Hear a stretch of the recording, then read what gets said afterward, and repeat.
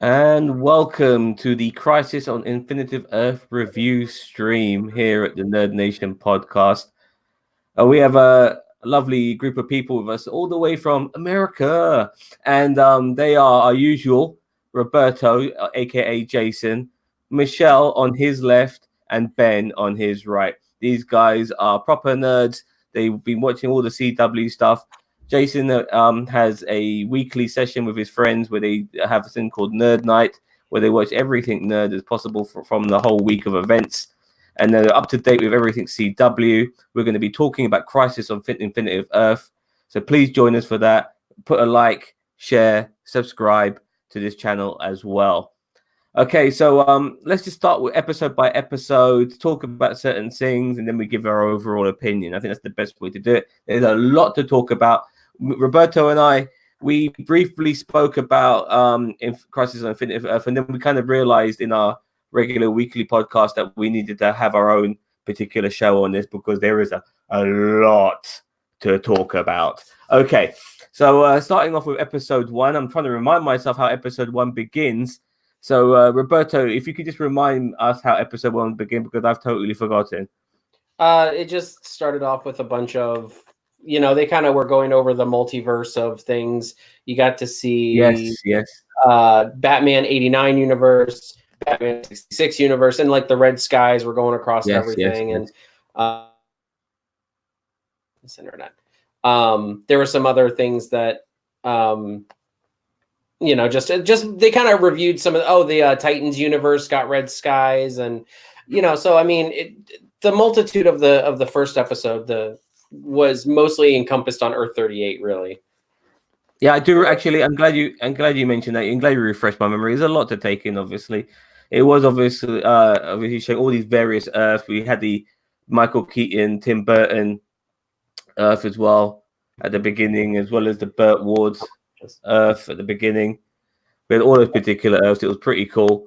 Yeah, I actually like those little nods and references. What about you guys? Did you enjoy it? Well, I was gonna say there was also at the very beginning the Monitor was doing voiceover explanation. Yeah, setting up the whole crisis. Okay. So, what do you guys think of all of that? Was it a bit too much fan servicey for you at the opening part of the episode, or you didn't mind it, or you weren't bothered by it? I'll go first. Yes, please. I'm just kind of a casual viewer. I watch the Arrowverse shows, but I don't really watch absolutely everything in the entire universe. So all of these cameo appearances, I didn't really get them. I understood that they were cameos that were important to super fans of other shows, but for me, it was just like, okay. That's me. But look, it's another Earth. It's getting destroyed. Look, it's another Earth. It's getting destroyed. Some of them were references to like shows of the past and films of the past, if you know what I mean. But yeah, okay, fair enough. I can totally understand if not every reference was picked up. Not every reference was picked up by me, and I thought I know my shit. But nevertheless, Ben, what did you think of the opening? Well, I'm the same way. Like, there's a lot of the shows I haven't watched and stuff. Mostly just the Arrow shows. That's why I watch them with him, because he can say, "Oh, this is this and this is this." Fair enough. Yeah, I'm the encyclopedia, I guess. And then he knows the comic books, which I never read either. And the man who knows how to polish a turd, Roberto, what did you think of the opening? I thought it was great. I mean, it was good to see them canonizing a lot of, the other things in the multiverse and what Earth they're from and yada, yada, yada, and so on and so forth. So, I mean, it was a fun little nod. I'm glad they didn't spend too much. I was afraid they were going to spend too much time jumping from Earth to Earth and like trying to save each Earth. And it was just going to be, I'm kind of glad they just kind of skimmed over and just said, these are glorified cameos. Like we're focusing on, what's going on. You see, stuff like that makes it feel like a Christmas special than the right sort of fan. I can understand fan service now when people actually say some of the fan service is bad. I've never been a person who disliked fan service. Even little things. Remember in Rogue One where they see those two guys who end up in the bar on Mos Eisley and one of them gets their arm chopped off?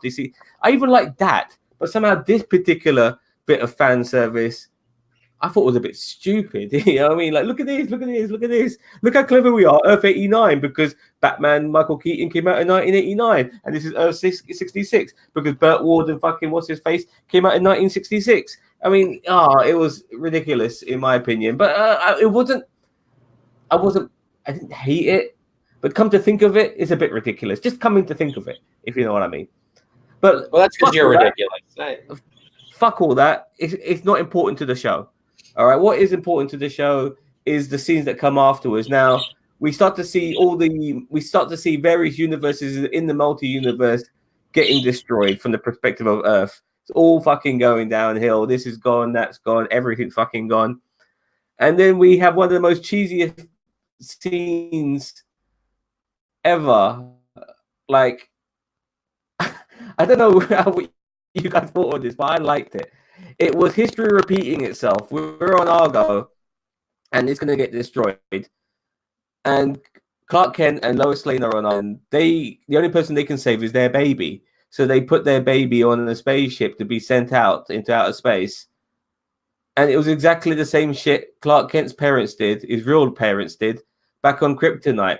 What did you guys think of that scene? Because I kind of laughed and liked it at the same time. I could have rolled my fucking eyes at the back of my head like Undertaker, but I actually liked it. I thought it was cleverly done. It was actually really cleverly done because in the story, if you watch Supergirl, fucking Clark Kent goes to chill out in Argo and just wants to live a regular life and decides that Supergirl can look after planet Earth. So it works. It works for me. Does it work for you guys? Michelle? The internet was having some issues there. I think the general gist of it was Superman going off to Argo, and then he and Lois decided to send their kid in the pod to Earth to save himself. Yeah, history repeating itself. Yeah. It was kind of sad to then see Argo, get red skied, but yeah, that's what happens. See, this is one of the few things that I thought was forced. But I mean, I just thought it was kind of like, okay, yeah, okay. I mean, like I enjoyed the cameos way more than I enjoyed this part, and I mean, it led nowhere. Like it really did. Like it led to them going to Earth 16 to explain a whole nother Earth and how the Legends went to Earth 16 when in season 1 of Legends with old Ollie, and I don't know. It just to me it definitely. We'll get to that, and Ben, I'll get your opinion in a second. But you see, like I said before, kind of like as soon as you start doing that, like in my mind, like they're retelling like Superman's origins, kind of like gives you that history repeating itself. For me, I mean, I didn't really think that was spectacular necessarily. I mean, I probably would have liked another story. Not just trying to repeat the same story in a different way. Oh, well, like I said before, I'm not sure if my internet cracked up a bit, but this worked for me simply because earlier on in episodes of Supergirl, I think not even this season, the previous season, Superman was in Argo. He decided to settle with Lois in Argo to be a regular person and let Supergirl look after Earth. So it was organic. It felt right, So this all kind of made sense to me. I liked how it was done. It was clever. It didn't feel forced at all. But nevertheless, we have our opinions on it. Now it gets a bit hazy. What happens after that? Can you kind of remind me a little bit, because that scene kind of took me out of the rest of the episode a little bit. I kind of forgot. I think you mentioned they go to. They're trying to set up a defense point on Earth 38 to stop the antimatter wave. And while they're setting up the defense point, they're trying to evacuate the planet to Earth 1. Yeah. Yeah, there was that tower that they had to defend. Yeah, she's got the best. Come on, this internet, I swear to you. All right, so she definitely has the best memory out of all of us. So I mean, she's gonna remember it all better than we will. Despite the fact that it was like a month ago that we watched the first right? 3. Exactly. Yeah. Well, I watched it last week, but that doesn't count. Anyway, my memory's always bad if you know where I'm coming from. Nevertheless, the tower that like repels the antimatter wave, and so they had to. But that was on Earth 1, no? No, that was on Earth 38. The tower was on Earth 38. Earth 1 was the final defense point, the last Earth that the antimatter wave would hit. So they were trying to stop the wave at Earth 38. Once they realized they weren't going to be able to, they at least tried to evacuate everyone from that planet to Earth 1, because that would be the last point destroyed. So, what was the point of going to the Earth 16 with old Oliver Queen? That's exactly my point. That what was the point? It was to go get baby Superman. Jonathan was this? Yeah, Jonathan. How did he? Oh yeah. How the hell did he? Oh yeah, but with some wormhole shit, he ends up there. Yeah. How did they get there? Yeah, I remember now. Jesus Christ, that was stupid and pointless. Yeah. This is why I had a lot of problems with this particular Crisis, because I'll be honest with you, I'm not the biggest fan of this entire Crisis saga of this season. Maybe I was expecting too much, but we'll get into that later. Okay, so they get Baby Yoda back, and yeah. And where do we go from there? If you can jog my memory. Earth 38's destroyed. I mean, there's a pillar defense. They lose. They all evacuate. Yeah. They go. Oliver dies. Yes, he dies for the first time. Oh yeah, that's right. Oliver dies the first time. This is another reason why I hate it. You can't fucking kill him off. I mean, look, I know we're going to talk about this later, but fucking killing him off twice, ridiculous. But I'm not going to go on too much about that. I think this is one of the reasons why I fucking didn't like this show too much this year. But yeah, he dies, and is that at the end of the episode? Million extra people were saved to Earth 1 because of few seconds of defense. Because he karate chopped a few more dimensions in him. Because that's all it takes, a few karate chops on these fucking flying bastards. Yeah. Yeah. Ridiculous. And that's really the only issue that I had with like the fighting in this is like there should have been different type of Dementors. There should have been the flying ones and the ones that like are on 2 feet. Because you had people with guns and you had people that have martial arts training who are fighting these flying Dementors, and it's just like it doesn't mesh. Like they should have had like ground troops and they should have had air troops. So you have an air team and a ground team, and that's where a lot of the action I feel fell apart for me. It was very formulaic, Jason. I feel like we've seen these setups and tropes a bit too often, and they should have figured out something else to do. You know, they really should have. And these flying creatures, they're not fooling anybody. I mean, it's ridiculous. Anyway, what do you guys think of all that bollocks? I mean, kind of figured it was going to happen. Yeah. Got to have the mass armies somehow. Yeah. Yeah, I guess. Ben? Yeah. I mean, well, everybody knew going in Oliver was going to die in the crossover. But did they know he's going to die twice? Not twice, and I don't think people necessarily would have expected the first episode of it. Fair enough. I thought it was a pile of bollocks. I thought it was very underwhelming, truth be told. Yes, you know, I just, oh god, it was like it's just like the villains. Like it was just so like you can only some certain things need to work out really well, and having good bad guys is just as important. And the villain aspect was one of the worst ever. Okay, are we on to episode 2 now? Yep. What the hell happened at the beginning of this episode? Remind me. You just watched it. The body of Oliver Queen was transported via probably Harbinger. Brought the body of Oliver Queen to. Sorry, give me a second, please. Give me a second, please. What are you doing?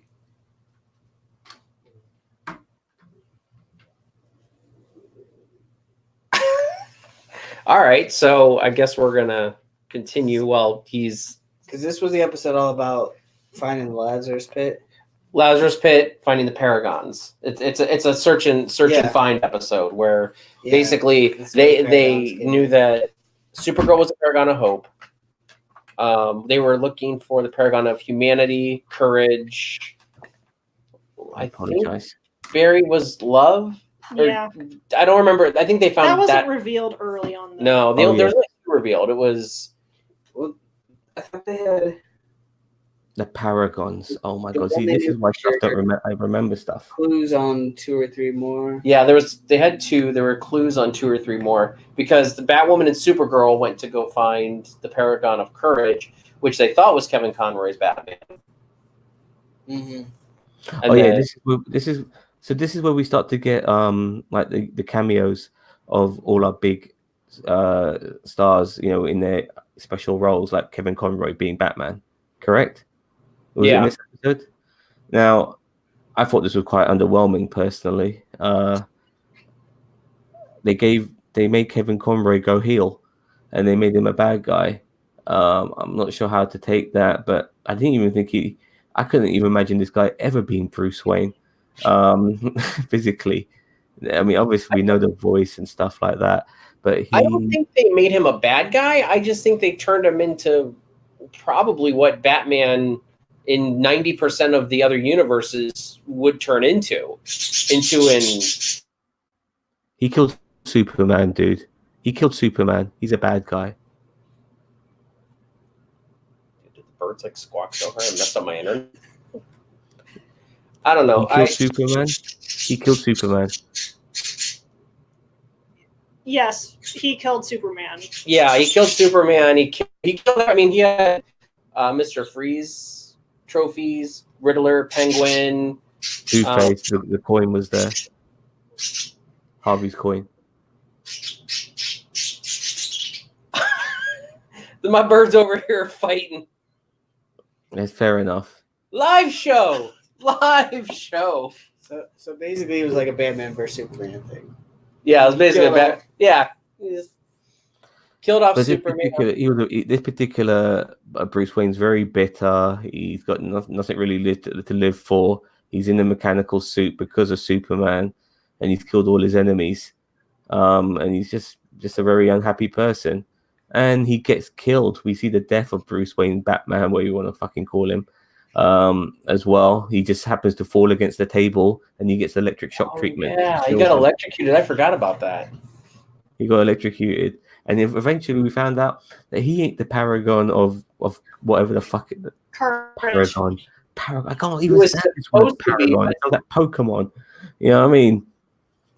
Nevertheless, The monitor told Batwoman and Supergirl that the path to the Paragon of Courage is through Earth 99, which through was Earth, Kevin. Wind, and Fire.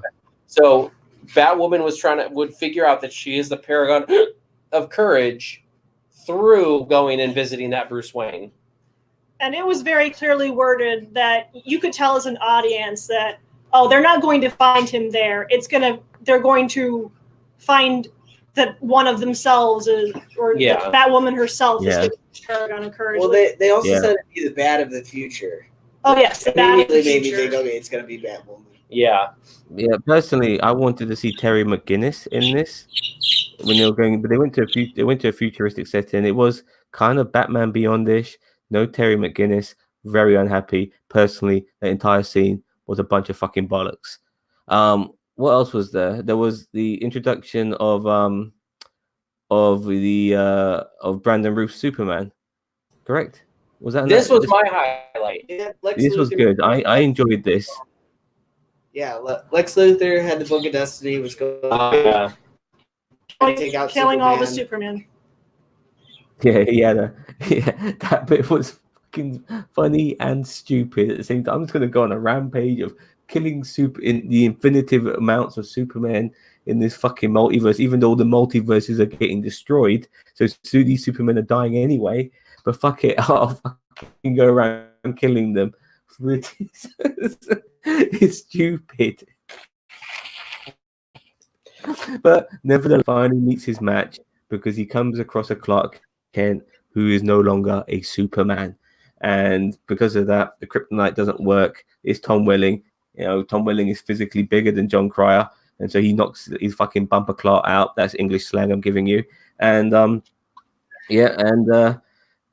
fucking he takes the Book of Destiny, Lex Luthor, and fucks off somewhere else. What do you guys think of that stupid scene? I thought it was a very fitting end for the show Smallville. Yes, Basically, I hate Smallville. beat everything up because that show was garbage. I hated it. Yes, me too. It is Do you guys hate Smallville? Watched it. Yeah. I've never watched Smallville, but I thought it was a fun scene. And Oh, it was definitely a fun scene, but like I felt like it was a fitting because I only saw a little bit of Smallville, but everything I saw was garbage. I was telling Roberto, I gave Smallville a chance for the first few seasons because the problem with Smallville is that every season felt like, okay, this is the beginning of Superman now. Like, this is it. Like, the way this season's ended, he's going to be Superman next season. Nope. Next season after that, he's going to be Superman. Nope. Even fucking joins the Daily Planet. Is he Superman yet? Nope. You know what I mean? What the fuck? It's just ridiculous. Didn't like it at all. And I'm glad that shit will never be shown again. I'm glad that Tom Welling doesn't really want to be involved again. He probably just wanted the payday and then this shit to be fucked off out of his life for the rest of his life. I mean, he depowered himself. What's the point of him anymore? Zam, actually, Tom Welling said that he wasn't going to do it until he read the script. When he read the script, he said, "Oh, this is a great way to end Superman." Basically, he didn't have to his Superman. He basically didn't have to put the suit on. He never wanted to put the suit on. He said he never would wear the suit. I agree with this is why in a way we're kind of arguing the same thing. I know where you're coming from, but yeah, I'm trying to go down that same path as well. Yeah, regarding Tom Welling, he doesn't want to be Superman again. He did it for a paycheck, but this is a paycheck he's worthy of taking because he doesn't wear that fucking suit. I know what you mean. Anyways, so we get Kingdom Come Superman, we get Tom Wellings, we get bullshit fucking Batman. We find all these Paragons are finding out about each other, but there's a few more Paragons left. John Jones, aka Martian Manhunter, is a Paragon of Honor, I believe, and then some dickhead on planet Earth is also a fucking Paragon. I think we get to him in the following episode. Is there any more in this episode 2? Because they're kind of all muddled together. I'm finding it hard to remember what else is there to add to episode 2. It's just basically a fetch quest episode. Like, you're basically just going and finding Paragons or finding out you're a Paragon. Episode 2 was probably, for me, the weakest one, in my opinion. So it was Batwoman centric, that particular one, but wasn't it also they were trying to resurrect Oliver Queen? Were they going down there? They were also trying to find the Lazarus Pit. Yeah. That was fetch quest. Did we see Lucifer in episode 2? Yes. Was Lucifer in episode? Yeah. They use Constantine. Well, first they find the Lazarus Pit. They take. Oh, go ahead. I was gonna say Constantine had some magic thing or whatever, found which Earths that still existed had working Lazarus pits. So they went to that Earth to resurrect Oliver. And then that brought back his body, but not his soul. So then they had to go to purgatory. And that's all episode 3, I believe. To go to purgatory. Well, and that's what led them to Earth 666, where they got the Lucifer cameo. But was that episode 2 or 3? I don't remember. I think that was 3, because just getting to the pit was episode 2. Yeah. All right. So move on, Zam. We're getting our episode 6. This is my thing now. This is my problem. Like people just come and go. Like Constantine is coming in, getting involved in this shit, and before you know it, Constantine's fucked off again. I do like to say that I love the way that Sarah Lance's character had a really prominent role. She was one of the leading characters in this. She was almost like the even though Barry Allen was kind of like the leader with Oliver gone, in a way she was like the real leader because she was more experienced in shit just generally, but she's been doing it longer than Barry Allen. Well, that's kind of one of my favorite parts of the whole thing was that Sarah was definitely predominant, even throughout the whole crisis. Sarah was one of the predominant characters, and that was one of my favorite parts because I felt like it was a good payoff to her and all of her arcs that have come before this. Yeah, because when it came to the Lazarus Pit, I was thinking to myself, they're not going to get Sarah Lance involved. Yes, they did, and she knew about it, and she knew the consequences of it. But I like the way that she didn't try to fight them to stop them. I mean, she wanted Oliver back just as much as they did, but she didn't really like it, but she was willing to do it. I like that. Things like that. They make Jonah Hex, of course, and they give him his scar. I mean, that was a bit not nice. That wasn't nice of Sarah to do that. Jonah Hex has been an ally. He's been an ally. It was me. I expect better. I expect better from Sarah Lance. You know, she's the white fucking canary, man. She's a good guy. She's a goody two shoes. I expect better from her. I thought it was great. I mean, I totally forgot Jonah Hex even showed up. I mean, It was shitty I don't know. Hex. So what else happened in episode 3? No, since we're Cho, whatever. What was Paragon of Humanity. That's Paragon all. of Humanity Cho? I really feel like this was an opportunity, like a missed opportunity to make Diggle the Paragon of Humanity, because he's been there since the beginning, and he's like just a regular human being with a gun. And I really feel like they use this as an opportunity to bring this one dude in because he's supposed to be a major character moving forward. But I feel like Diggle should have been the Paragon of Humanity. I really do. Dude, they should have gone to an alternative universe and somehow got John Stewart Diggle as fucking the Green Lantern, and I would have lost my shit. You know, that would have been awesome. You guys have anything? No, Mhm. you're not going with that. That was, what's current question? About the thing of humanity, the Paragon of Humanity. Like, Yeah, I don't know what major character he's supposed to be going forward, so I can't speak to that. oh, I mean, I can kind of see him wanting to bring more people in to the whole when Arrowverse. when you know what character it is, like he's going to be replacing, you'll be like, really? Yeah, correct. I don't like spoilers. Yeah, she hates spoilers, so we try to be very cognizant of that. So what I mean, but you know, so Mhm. I mean, do you feel like that's like, yeah? I don't know. I'm still kind of curious, like what they're gonna do. I think there's still supposed to be a couple episodes of Arrow, 2, maybe. like 2 more episodes. I think there's so, 9 2 and more 10. episodes. So I'm kind of wondering like how they're gonna progress forward with the whole universe, and I can see them wanting to have other people. And then I haven't really followed like if actors or anybody's leaving, so I don't know that side of things too. I'm cursed with knowledge, like Thanos. No, it kind of ends with them going into the Speed Force, doesn't it? That At some particular point, and we get to see the Anti-Monitor, who looks like a zombified version of the Monitor. Yeah, he looks like Shockmaster from back in the day. Shockmaster, really? Yeah, and then we end off with Earth 1 being encompassed by the antimatter wave, right? I mean, Everybody's dead. everybody's dead. And then something else I wanted to ask. Well, because I know episode 3 is where Black Lightning showed up. yeah, yeah, I'm glad you mentioned that.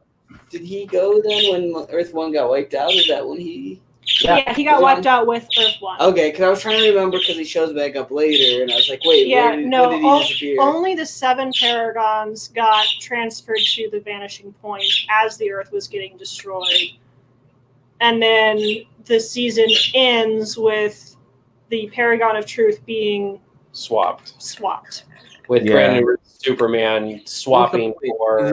This is my thing. Like, you can't make Brandon Routh Superman and then do that. I mean, it was very underwhelming. That's know? exactly what I said. It was a Lex Luthor move, though. It was a very Lex Luthor move. Yeah, but do it on what's his name, fucking Tyler Hex or whatever the fuck his name is. You know, do it on the other Superman. Do it on him. But If But if you're you Lex do Luthor and you Superman- see the world ending, that's what you're gonna do. I just wanted to, you know, I love seeing Brandon Routh back in that outfit again. I love seeing Brandon Routh was an excellent Superman. I want to add, just the film was shit, and you could see he was an excellent Superman because his moments felt great. You know, him being Clark Kent and Superman, it felt natural. Like the guy never left that role ever. It was fantastic. I loved every fucking minute of it, and just to see him die like that and that's it gone, like no more of him. No. I wasn't feeling. I wanted to see him more involved in the season as we went along. I know it's going to be pretty hard to get Brandon Routh to play 2 roles, but nevertheless, you know, you give us this setup and stick with it. But I just want to add I do like John Cryer as Lex Luthor. Now, I'm not sure if your colleagues are aware, but John Cryer played Lenny Luthor in Superman 4. That's Lenny Luthor being Lex Luthor's nephew. Yeah, in well, I mean, Superman I knew that, and I'm still not all that impressed. I mean, it's a good comeuppance, I guess, is the word for it. But I mean, graduated. graduated, sure. I mean, I don't know. I like him as Lex Luthor. I just didn't need more of him in this. I thought he served his purpose when he was going around killing Superman across the multiverse, even though the multiverse was He being was the reverse Flash of this episode of this show, because he was the what's his name, the Dr. Smith of this show. He was the guy who was your colleague but also your enemy sort of guy. Like you needed him to be, you needed his help, but at the same time he could sabotage you. He was that of this particular show, somebody you need to keep an eye on. And I didn't mind that because they had no reverse Flash, so John Cryer kind of filled that role. Lex Luthor, that is. As Flash, they are top tier DC grade A fucking bad guys. So if you can't have a reverse Flash, you got Lex Luthor. Who the fuck is complaining? I ain't. But I just didn't like the way. Well, no, I would have wanted more. I wanted more reverse Flash. I thought he was supposed to be a big part of this thing. This is the problem. Like, you know, with this show being as shit as it is. And when I say this show, I mean this particular Crisis season being as shit as it is. The writers just didn't know what to fucking do. They had no fucking idea. You could see it with all this Paragon bollocks and all this bullshit melodrama and all these fucking shitty action scenes. They ain't got a fucking Scooby-Doo, mate. They ain't got a fucking Scooby.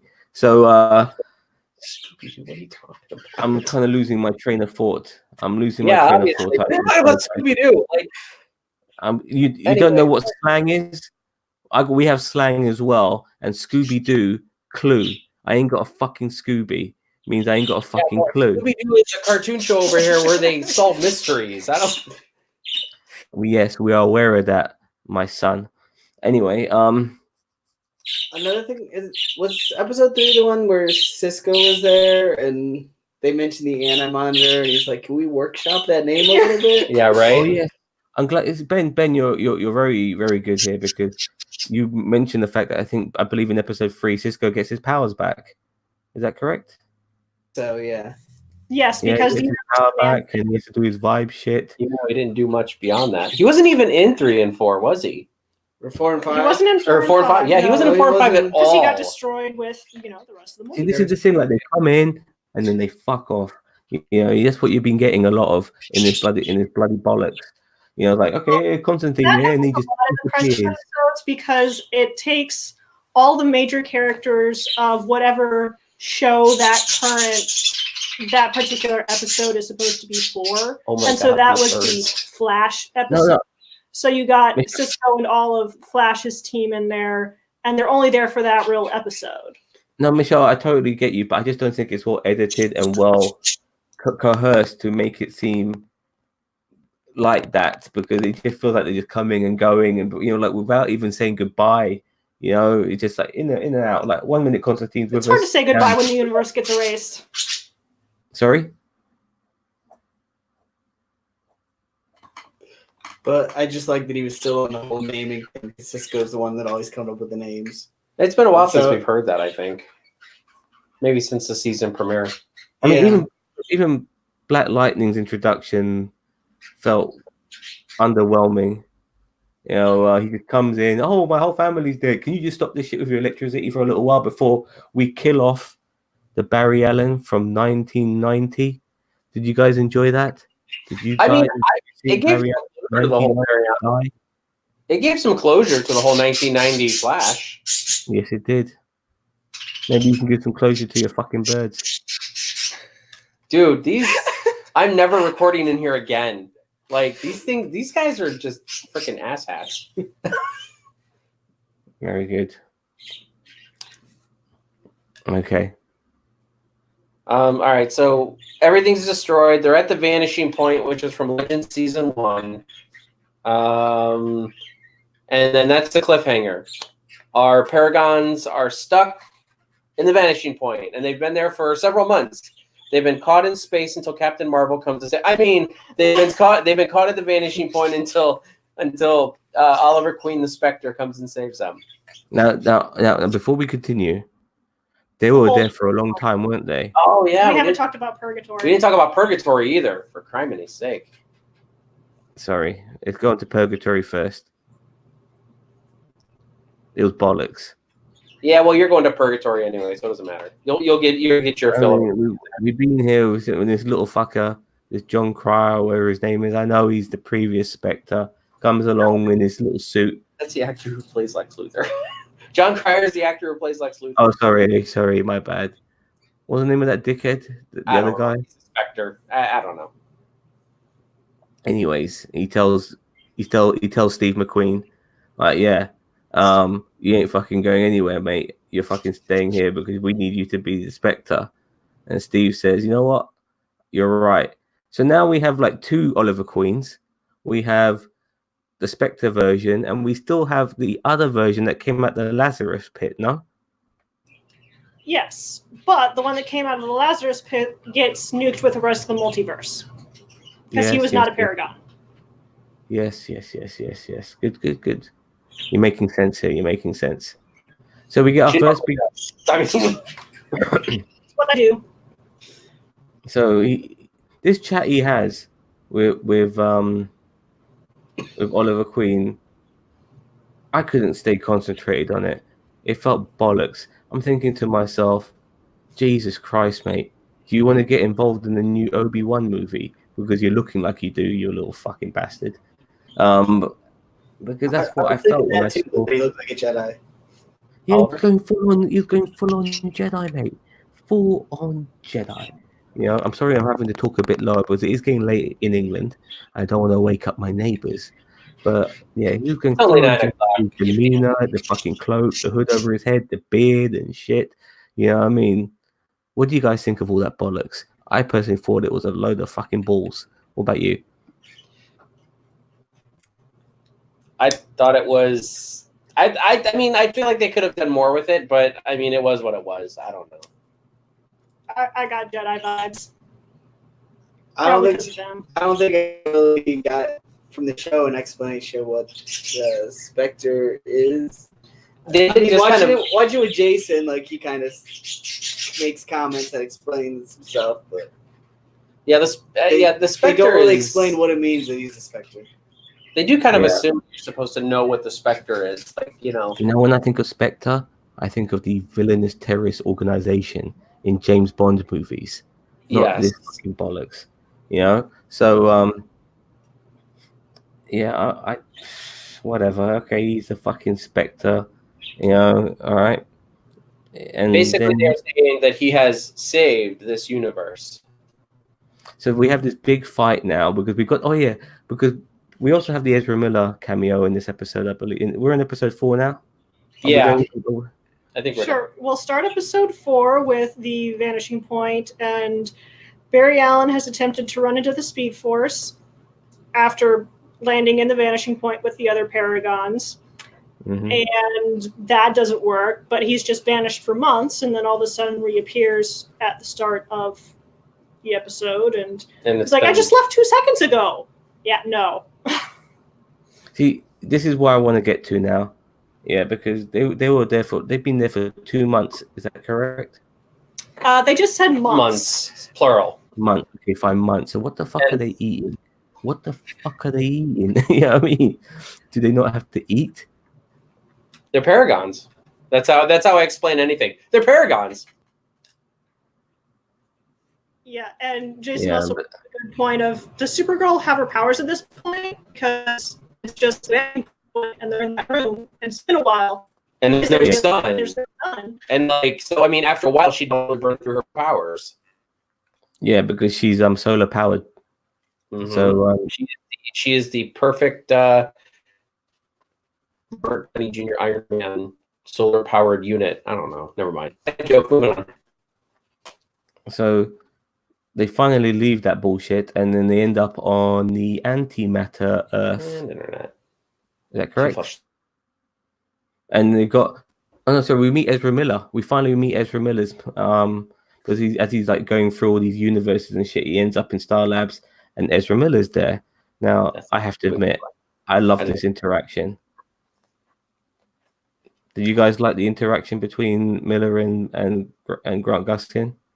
I did not catch until like the very end when at that end of that scene, Jason said that's the Flash from the movie, and it was like, oh, that's why he looks familiar. But it would have been helpful if I had known that at the beginning of the scene. What about you, Ben? Did you lose your shit? I didn't recognize him as a movie one either. I mean, most of the DC movie universe, I feel like, is kind of not memorable. Weak. Yeah. Let me tell you this. I lost my fucking shit. And one of the best things is Ezra Miller's Flash is quite likable, and he's one of the best things about the Justice League, in my opinion. And he gets his name, the Flash, from the DC from the CW universe, because I'm not sure if you guys ever seen the DCEU movies with the Flash in it, but they never refer to him as the Flash. They always refer to him as Barry. He's not called the Flash. He hasn't got a name, just a symbol. He gets his name, the Flash, from our Barry Allen from CW. He calls him the Flash, and he goes, "The what now? The Flash? I like that. That's cool." I'd have called him the Streak. Exactly. Anyways, so that was a nice moment. I liked it. That's good fan service, because unfortunately it's not going to lead anywhere really, but it was good fan service. And I kind of forget what happens after that. Oh yes, we go to we get back to Supergirl and Lex Luthor, because they're on the planet where the Monitor is on his time just before he does his experiment. Time, yes. Yeah. And then that bullshit happens. So this is the bit where this is why I find the show stupid now. He wants to do his experiment, but fucking Supergirl and fucking Lex Luthor are having a battle of fucking superpowers, shit exploding and sparks are flashing. Yet that's in the same room as his experiment, which he wants to fucking complete. It makes no fucking sense. He should be worried about his experiment being destroyed. Yet he's talking about it being completed, whilst these fuckers, these super fucking power guys, are fucking fighting. It's fucking stupid. It's bollocks. I mean, like, wait. So yeah, so we did all the we went through all the Flash montage through the Speed Force, and then Flash started, and then Flash dropped them off there, and then they were they were trying to talk, and then what's his name? Cho talked to him. He's a fan, by the way. By the way, I was talking to him. You've got Lex and Supergirl fighting in the room with this super sensitive equipment and basically destroying it with his their super fight. And he's still trying to talk him. Cho is still trying to talk him out of trying to complete the experiment, where it's obviously being destroyed. Yeah.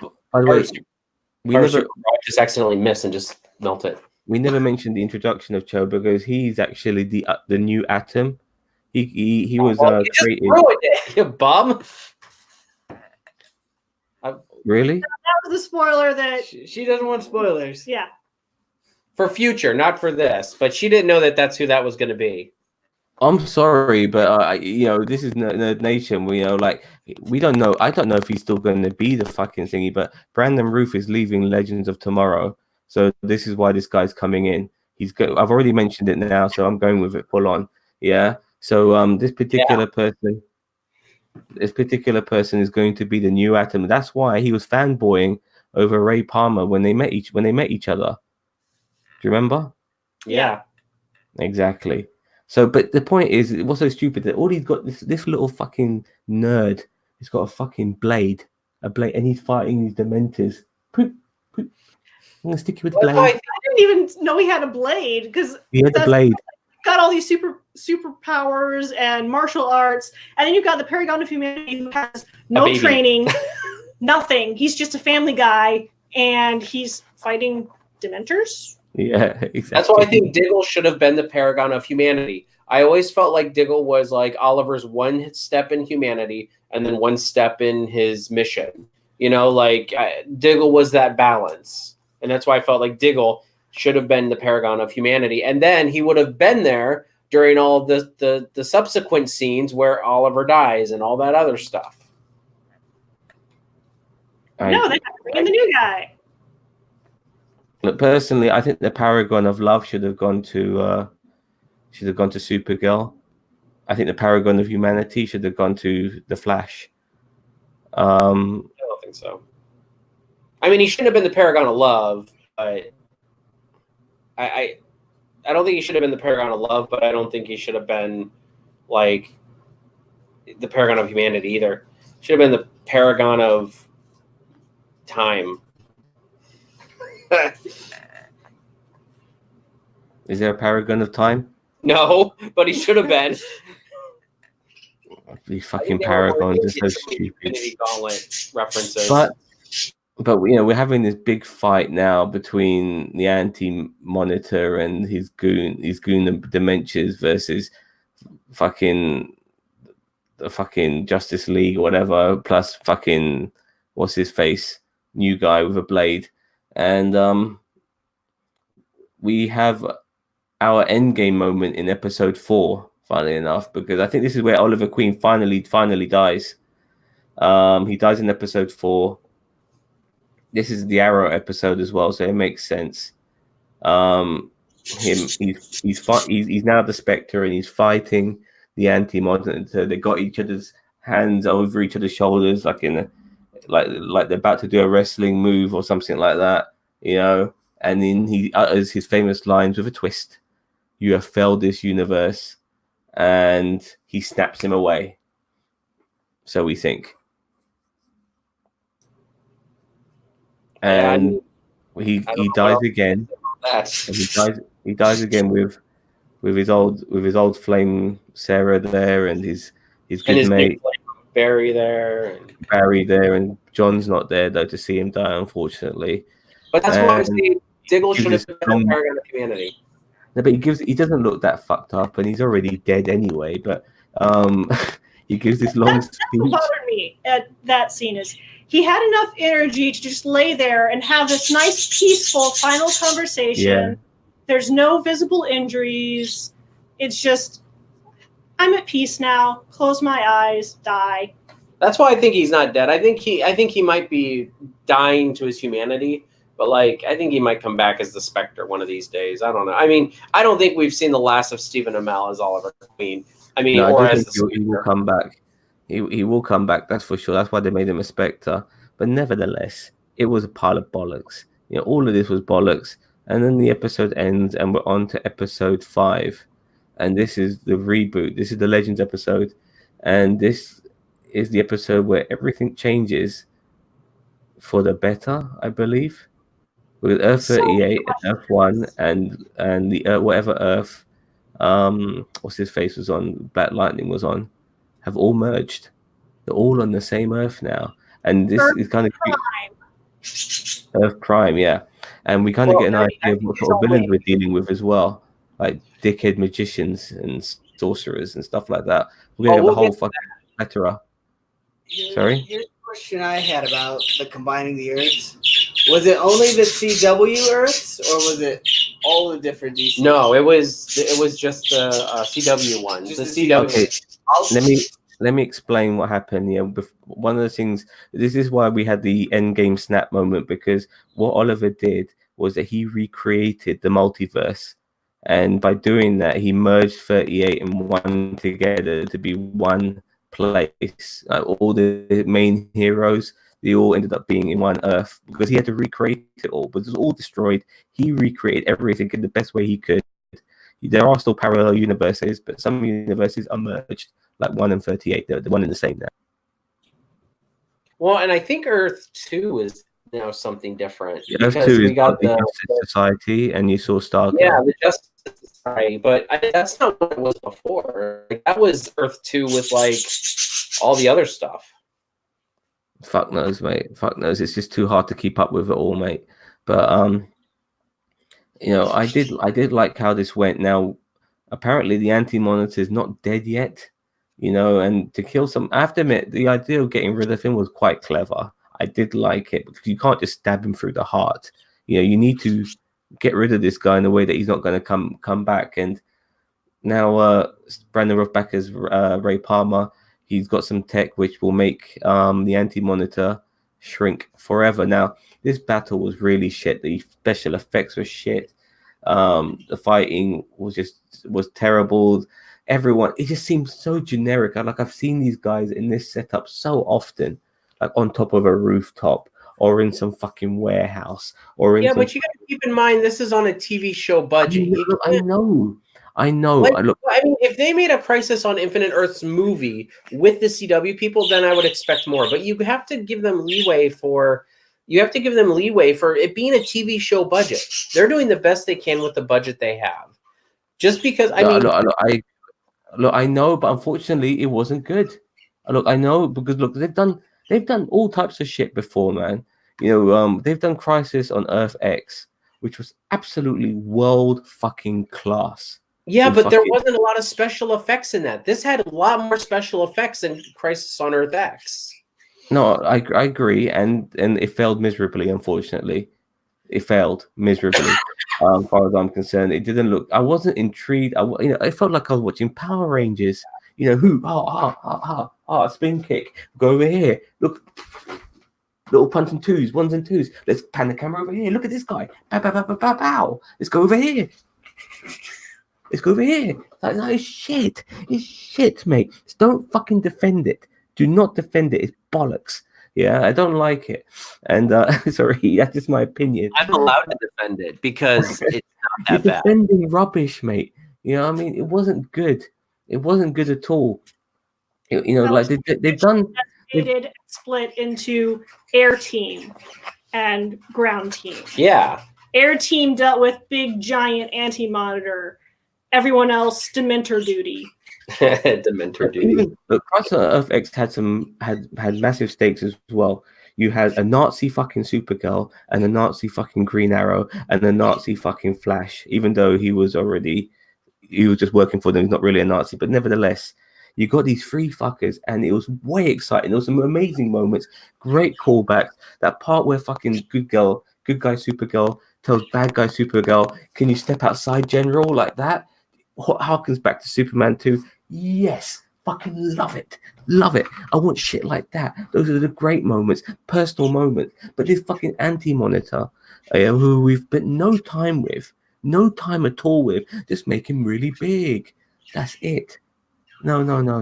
It's bollocks. It's absolute bollocks. It looks shit, and I'm upset that they got the ball with this one. It made me think of Ant-Man. He grew really big. That was my first thought of Ant-Man. And the whole plan about, like, let's shrink him infinitely so he just keeps getting smaller. I'm like, yep, that's Ant-Man. I like that, Ben. I did like how they got rid of him by shrinking him for eternity. Excellent idea. I did like that. And the fight was finally over. No more people died, and I'm glad that happened because I actually told you, didn't I tell you, Roberta, that I thought Cisco was going to die in this? But he didn't. And I think nobody else died because the last thing you want to do is take away the death of Oliver Queen by having somebody else muddy the waters with their death too. So this was all about Oliver Queen. It's the same when Martin Stein died in Crisis on Earth X. That was a massive moment. It was all for him. And keep it solo, keep it on Oliver. I liked how it was done. And we then get onto the epilogue. Now, before I get onto that, what did you guys think of the final battle overall? The scene leading up with Supergirl flying in, it's like, okay, one fist. Okay, now I'm flying with two fists. Now I'm flying with no fists. Now I'm suddenly stopping because someone else is here. That was very anticlimactic. I was interested to see where that was going. I was like, that was a very apt description of that. Yeah, I didn't get that either. What was she doing? You're absolutely right. It was all very weird. Did you find the Edge of the Sea exciting stuff? Was it as good as Endgame? Okay, nothing is as good as Endgame. You cannot just drop that in the pond, okay? All right, fine. Yeah, like I mean, no, nothing's going to be better than Endgame. The CGI of Endgame. I mean, like you can't compare it to that. Okay. That is the problem. Is that you're comparing it to all these things that just you want a big, huge spectacle, and you got it. Oh, but now the CGI is not up to snuff. Look, I find Oh, Crisis. You know what? Once again, I'll go back to Crisis on Earth X. I find that better than some of the Marvel stuff. Not Okay, everything, See, but I do also, find it better than some of the Marvel Endgame's stuff. Marvel, this is DC. Now let's compare the DC shows to the DC movies. Yes, this show was better. This particular season of Crisis was better. Was better than the DC movies. Yeah. Hmm. Yeah. Slink off. This was really bad, mate. All this Paragon stuff. The way Okay, they... I'll give you the Paragons. I thought it was kind of No. lame. It's more than just the Paragons. The shoehorning in of characters coming and going, disappearing and stuff. You know, some of the Also- dialogue was bad. The action scenes were terrible.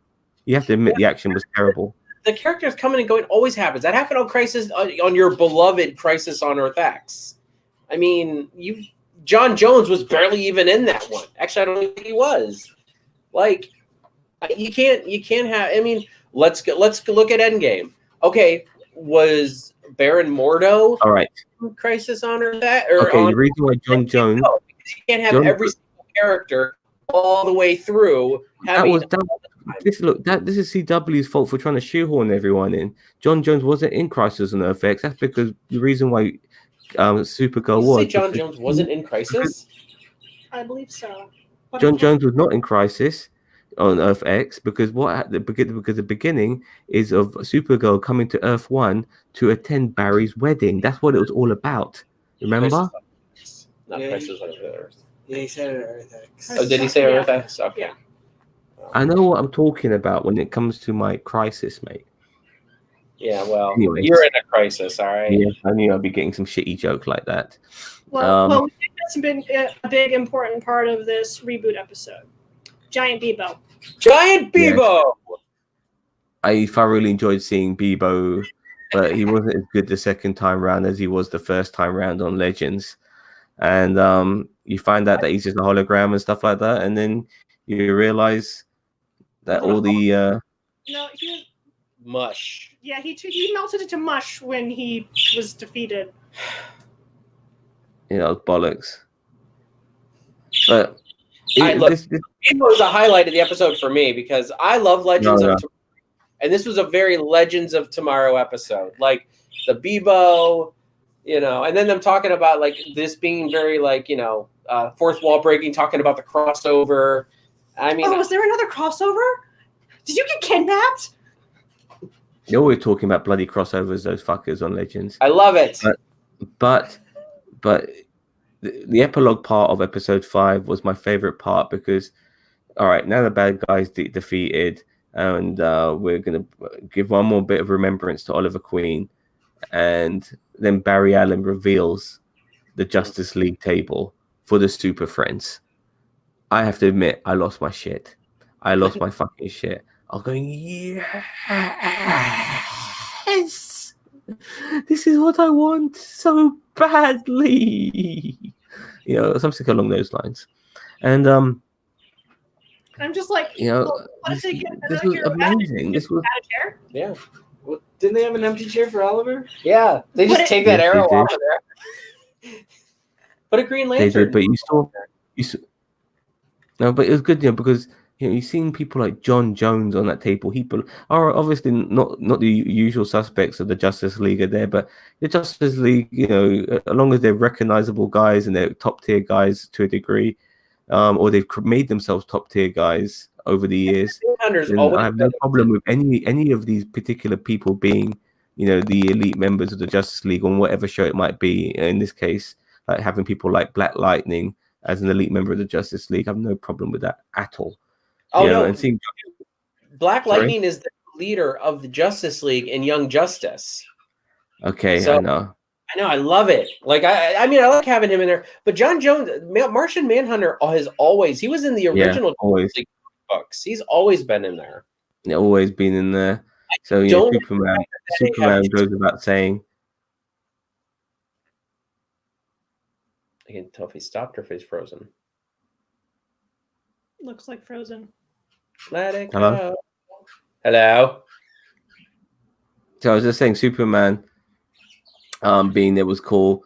I have to admit, he kind of got a bit of a back role in this, the Tyler Heckler Superman, but he's going to be getting his own show apparently. But just seeing all of that was great. And now these guys don't have to jump from universe to universe. They could cross over. Hopefully, we're going to get more smaller crossovers and the odd mini crossover here and there. It's going to be amazing. Imagine like Black Lightning and Flash both throwing a lightning streak out. Oh, that's going to be so cool when they do that. I can't wait till they combo. But they both can throw electricity out, so... It's going to be called CW Ultimate Alliance. It's going to be a video game. Oh, imagine that. I just can't... It's going to be so cool. And, oh, God. It's just some of the interactions we're going to have in the future. It's going to be really fun. And where do you think this...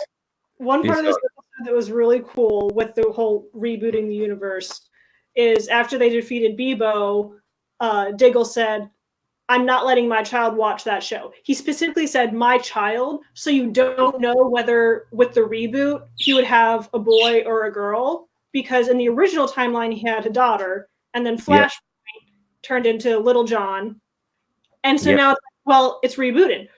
Which is it going to be? Turned out to be both. Yeah, right. Yeah. And that was a a nice touch. cool point. I like that, actually. I did that actually had to be pointed out to me on a review I watched because it totally passed me by. But noticing that was really cool. It was really cool. It was a nice touch. Nice, with the grief of Oliver's death, it was nice to have so many happy moments around for everyone. Camaraderie. These are like, hundreds of episodes of so many shows over 8 years. It's amazing, what we got here. And I don't want to lose that. I'm really feeling it. It's taken us this long to get to this particular point. Crossover upon crossover and all these particular shows. It's mouth-watering to see what the future could be. Do you think we're going to get more Justice League moments like this in the future, boys and girls? Oh yeah, we're definitely going to get more Justice League. They wouldn't do this if they weren't planning on paying it off eventually. Putting them all on the same Earth so they can do that. Because like before, you had Flash and Arrow showing up on each other's shows here and there. At least or missions. Team Flash coming over and whatnot. So now that they're all on one Earth, they can definitely do a lot more of that. Mini crossovers, like even just references to the other shows are nice little hey, nod to the head. No Wally West, by the way, I'd like to add. Frozen or no Wally West. Wally West wasn't in this. I didn't even think about that. No Wally West at all. That's kind of sad. So yeah, you hate it now. We do end up with a lot of unanswered questions. But I think there's a lot of aftermath crisis. Here's an unanswered question. Do we no longer have a Council of Wells? We need the Council of Wells. We need these answers. Well, again, we did have multiverse. We know that there's still multiverse out there, still several different Earths. Just these particular Earths have been consolidated. Yeah, there's only... We don't know which ones are affected, not affected. There's also a lot of questions about the history of this new multiverse, and there's just so many unanswered questions, like, Lex Luthor. Yeah, he was accepting the Nobel Peace Prize at the beginning of episode 5. Like, what? I want him to become president of the United States. He is. No, that's what I said yesterday. Like he's gonna become president on our stream yesterday. He's gonna become president of the United States in next season of Supergirl, or even later this season of Supergirl. I can just tell. So it's not the Smallville. If he becomes president, was he? What? Oh yeah, that's right. He was. Yeah, he was. He was. No, but if he becomes president of the United States, if he becomes president, that affects everyone on Earth Prime, not just Supergirl. I mean, Barry Allen would know about it, and he knows it Lex Luthor's. Everyone will know Lex Luthor's an asshole. You know what I mean? So it would affect everybody, surely. That's how democracy works, right? I don't understand what you're trying to get at, but yeah, but yeah, these things. You know. And by the way, who escaped from the cage? Gleek. Do we what? From the cage at the end, at the very, very end, the cage. What was the name? Oh, that was Gleek. Gleek the monkey. He's that monkey from Super Friends back in the 70s. Remember the one like magic out of his ass or something. Yeah, it was just a reference back to Super Friends. I mean, I just want to know why they had a monkey sitting in a cage in a Star Labs research facility. Like, who's taking care of these animals? It's in Star Labs. Like, I just expected Star Labs to be a lot more liberal and not have animals in cages. apparently not. They had Grodd in a cage. Yeah. Origins of Grodd. Yeah, but that was because of Eobard Thawne pretended to be Harrison Wells. Tomato, tomato. Yeah.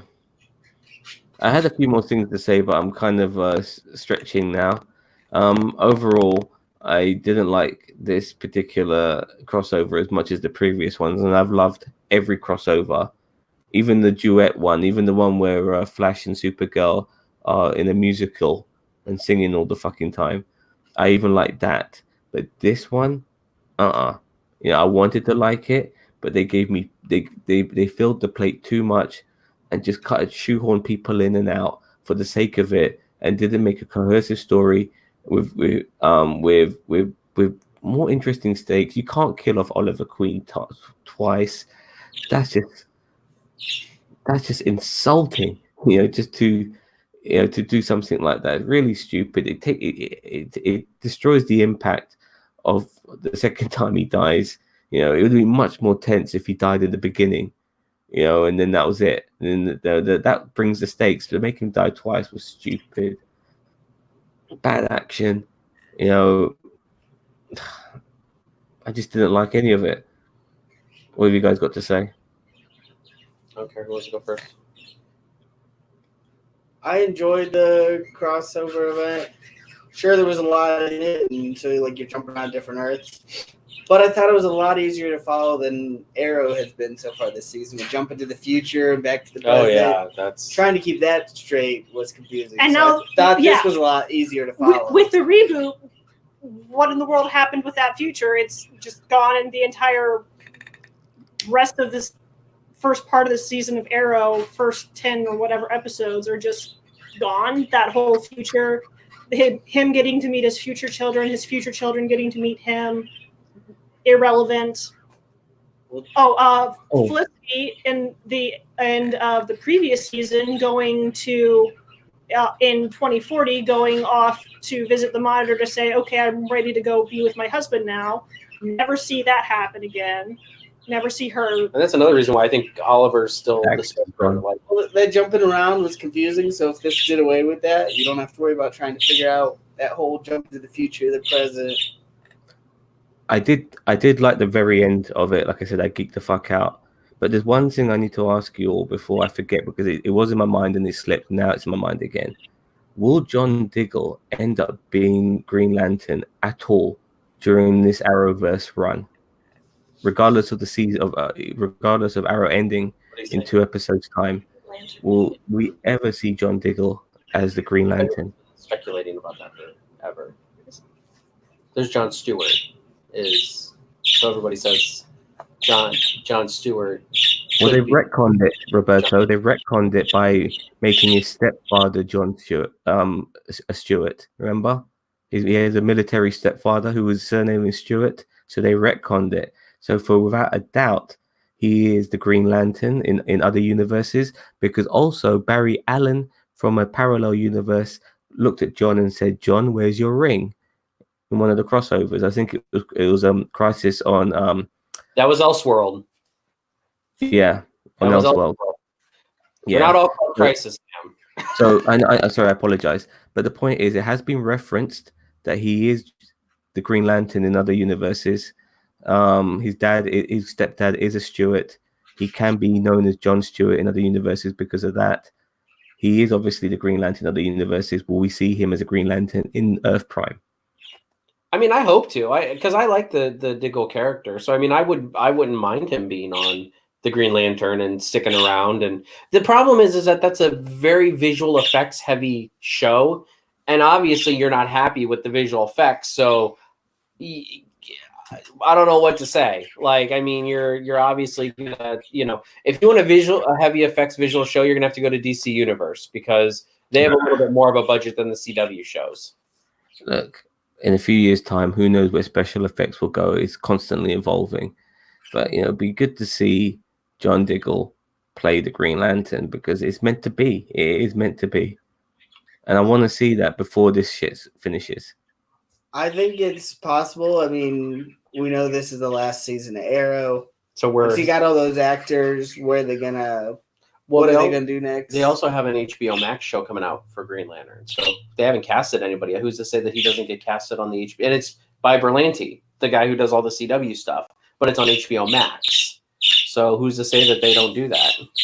They might. I was just bringing up that with Arrow ending, these actresses are going to be trying to get plugged in somewhere else. So I could definitely see them trying to go with another superhero show in that direction.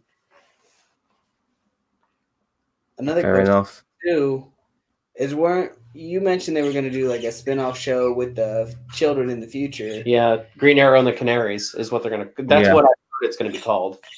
But as Michelle brought up, what's this crisis do to that whole future? I don't know. We'll have to find out post-crisis episodes. But now Legends is back, so that's. I love Legends. Yeah. Well, I don't watch Batwoman anymore or ever. So fuck that. All right, Zam, we should probably wrap it. Oh, you guys got anything to add to the crisis part?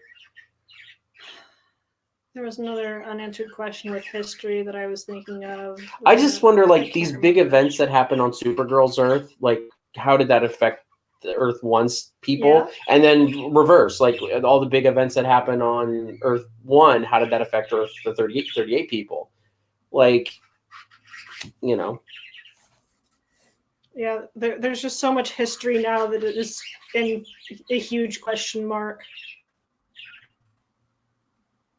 Yep. Well, like I said, all right, Zam, take us out. Okay, fine. I won't continue talking anymore about this bollocks because we have talked enough. So thank you very much for watching. Thank you very much, Ben and Michelle, for joining Roberto and I on this special podcast of Crisis on Infinite Earths. It's been fun and we're gone. Thank you very much, everyone. Take care. Goodbye. Later. Crisis was great. Zam's stupid.